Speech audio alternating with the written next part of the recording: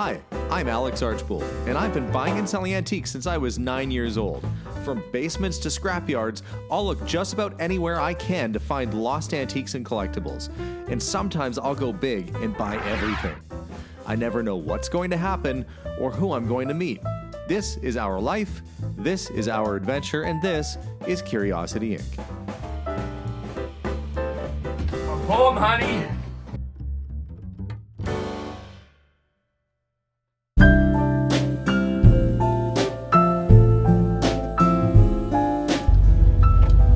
Well, it is a rainy and dreary sort of day today. Probably not the most ideal day for what we have planned, but I'm meeting Jim, a blacksmith friend of mine, who was kind enough over the past, 6 months or so, to build a new set of gates for the front of the store. Now, why am I getting new gates on the store, you might ask? Well, the ones that I have currently on the front of the building are kind of like the type you'd see on maybe a pawn shop or, something not super classy or nice. And this is a beautiful sort of Edwardian building, and I want the gates on the front to match. So I commissioned Jim to build me some fancy, old-timey, old-fashioned looking blacksmith made traditional gates for the front of the building. And today is the day, regardless of weather, that we're going to get that done. So I'm going to get the door unlocked, get my ladder ready over there so we can start disassembling the other gate. And boy, I guess we'll just hope this goes well and hope the rain lets up a little bit. This is what I've got going on the front of the building right now. Oh, actually, you can see the ice cream people are, well, they've painted the door and put their sign up. They're gearing up to open in a couple weeks time. And I'm going to go peek my head inside. Or up to the glass anyway. Move the bench over here. I guess they're going to paint that. Weeded all the weeds out. We've got lots of flowers. I put lots of daylilies and tiger lilies and stuff in last year. It looks like they've come back, which is good. Ye old Viking-sized picnic table got a fresh coat of paint. Looking much better. And inside, looks like they've got the cooler in place and things tarped off. They're doing some painting. So the inside looks like it still needs a bit of work before they can move in, but making progress either way. But that's not why I'm here. I'm here for this. Here for the gate.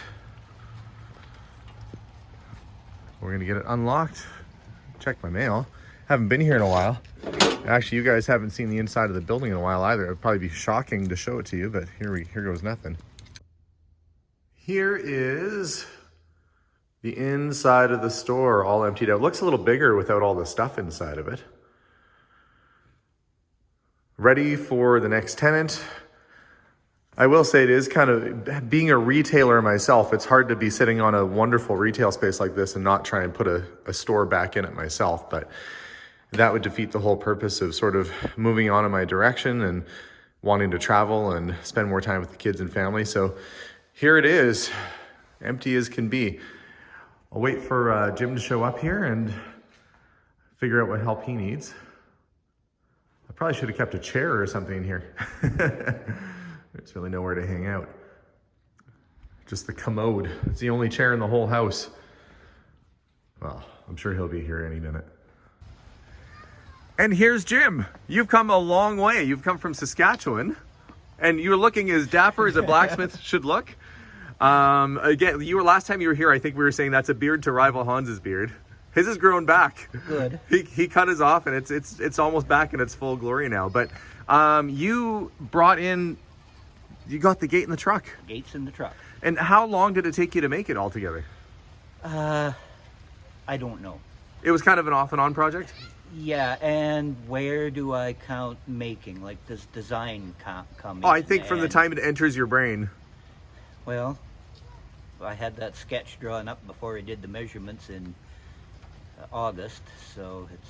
But good things come to those who wait. And I think this will be a lovely addition to the store. May I go have a look in the back of the truck? Still under wraps. Okay. The sample piece you brought me was so nice. I'm excited to see how this is all going to come together. And I did as I was told. You notice I brought my ladder. I didn't stop the rain, though. Good, 'cause when we're holding 30 pieces of steel up, or 30 pounds of steel up in the air. And Yeah, we're gonna need the second ladder. Yeah. It's gonna get heavy. I'm kind of regretting not paying the extra money to get the awning I was originally planning to put back on the front. That would have been so nice. I'm regretting that too. But you're a trooper. Thank you so much. So I guess you're gonna hook me up with some vice grips, and I'm gonna try getting some of the screws off, and then we'll get this unwrapped and get her going. And you're also friends. Let's see. You came to the Potter's house, and you brought me that lovely vent, which was the icing on the cake of that bathroom after the tenants made off with the other one or whatever they did with it. So I'm pleased that you came here to help today. Thank you so much. Tools of the trade. I'm going to get cracking on this and see if I can make short work of these screws. The reason I'm not using a screwdriver, because you might just say, well, why don't you use a screwdriver, is that when they put it on, they put JB Weld in to prevent would-be criminals from coming along with the screwdriver and going pew, pew, pew. Well, they can make that noise all they want. I just don't want them breaking in. So we're gonna do it the old-fashioned way. Jim is smarter than I, and he brought a little pick, and we were able to actually pick out that putty that was in there and leave it to a blacksmith to use old-timey tools. Cordless. Cordless, the original cordless tool. I think that's just about as fast as a drill, really. Well, I guess it is a drill. I wonder if I should be here. I'm going to get both hands on this gate so it doesn't. I don't think it's going to drop on us here. Got one up at the top. Two at the top, yeah. There it is, the front of the building back in its natural and much prettier state, only to be made even more ornate and beautiful with these gates. Jim is just getting geared up. I, on the other hand, am actually selling something. I brought some war metals in to sell to a friend. So we're gonna take care of that and then back out to the gates. The very first piece that's going on the gate is this, which is the crown. We're actually looking at the back of it right now. It's going to mount, so you have the little spiky end here. This goes up at the very top, right there. And then the sidebars go on and the gate afterwards. What a lovely piece of craftsmanship, worthy of going on a over 100-year-old building like this. So I'm gonna get up on my ladder and help him get it in place. The crown is tacked in place, and you can see on the bottom there's a level that Jim you didn't even know that was magnetic. I didn't know it was magnetic. I didn't know it was magnetic, but boy, does that ever work like a darn. So just making sure that's nice and level before the side panels go on. But that's looking so fancy already.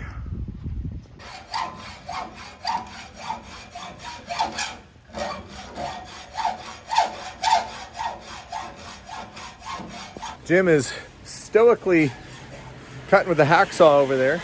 The rain has picked up a little bit. So far have the crown on top. He's getting ready to mount these brackets you can kind of see on the ground. They have to go into the concrete that the side gates, so the side panels, will attach to.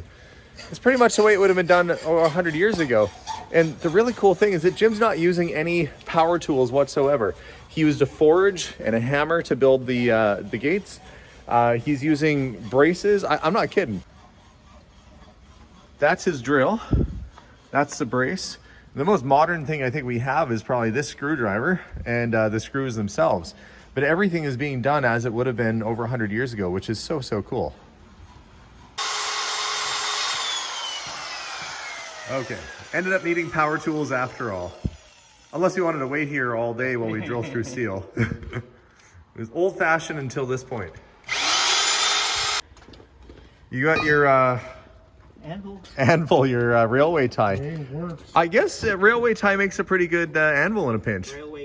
Railway rail, not right, it's the wood. See, sometimes I know what I mean, but I say the wrong things. I get in a lot of trouble. But yes, a railway rail. I was wondering what this setup was for, but you're hand riveting. Yeah.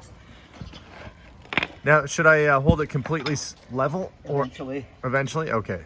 And I will put said camera down so I can use both hands. Up. One more section. One rivet done. I think one more to go right away here. I'm going to get back on my job of holding this.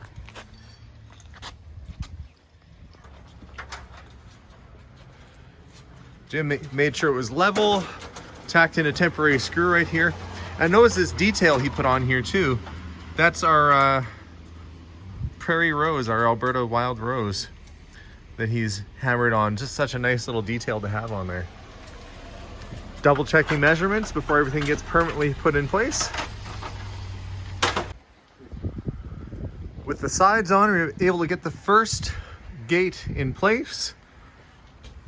And look, it's designed so that when you're open for the day, it just swings right inside and out of the way, creating this nice little sort of walkway.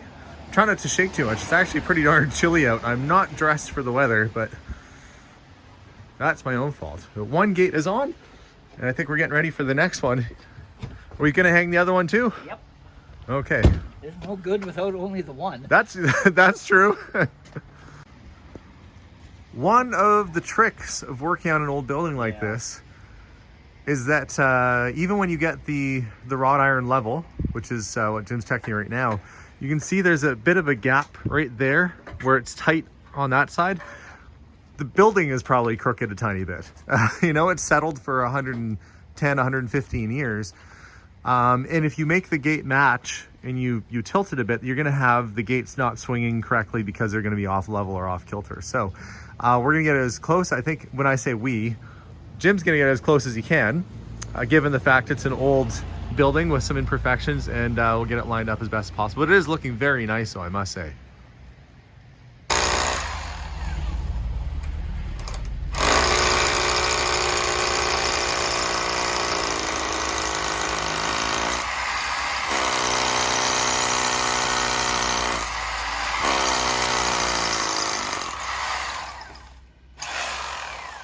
There she goes.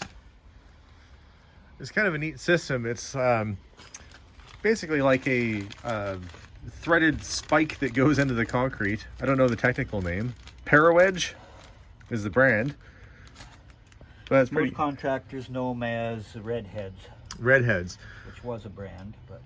So you throw the nut on there and you pound it into the concrete, and then you can just tighten it up. It's actually a pretty smooth and nice functioning system, but it helps to pin it into concrete really easy. Also helps to have one of these drills like that. Old technology meets new. You did the first whole part like they would have done 100 years ago and then add a few extra new touches.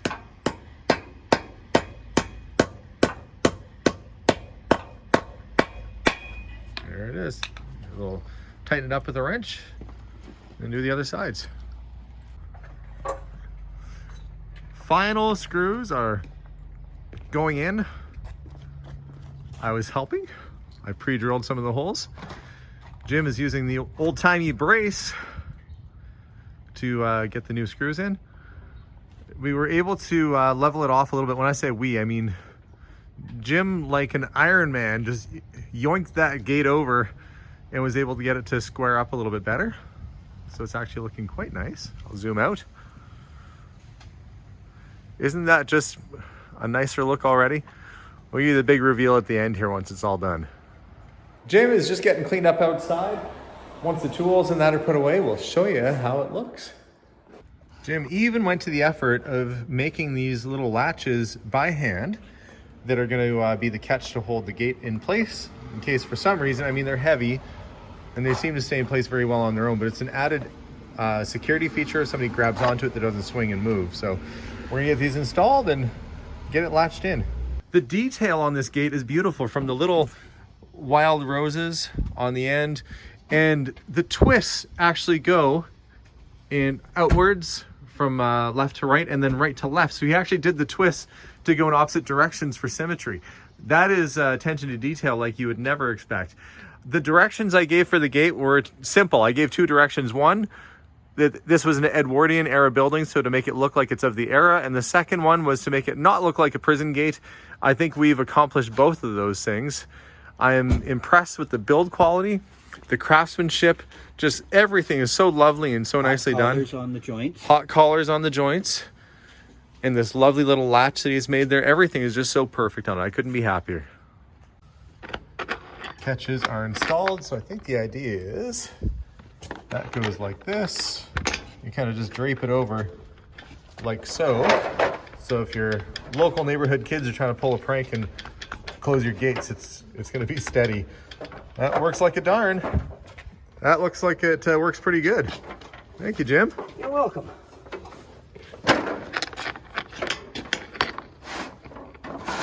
And these were designed so they actually fold inward. The previous ones we had folded out. But with them folding in, it gives you this nice angled sort of look. You get the wrought iron, the beauty of the heritage of the building as you walk in. As you walk inside the building. Yeah, that's perfect. Well, Jim, let's get you over there and see what it looks like closed up.